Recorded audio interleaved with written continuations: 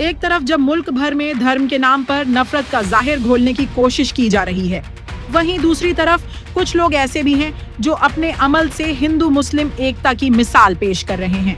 पुणे से आई एक तसल्ली देने वाली खबर ने साबित कर दिया कि इंसानियत अभी जिंदा है। एक ही इलाके में एक तरफ हिंदू जोड़ा ओपन ग्राउंड में अपनी शादी के सपने सजाए खड़ा था, तो दूसरी तरफ पास के फंक्शन हॉल में एक मुस्लिम जोड़ा अपनी शादी की खुशियों में मशगूल था।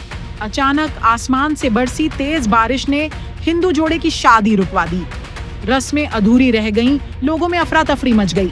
लेकिन वहीं पास ही मुस्लिम जोड़े के घर वालों ने इंसानियत का फर्ज अदा करते हुए न सिर्फ हिंदू जोड़े को अपने फंक्शन हॉल में बुलाया, बल्कि पूरी इज्जत और रिवाज के साथ उनकी शादी भी करवाई।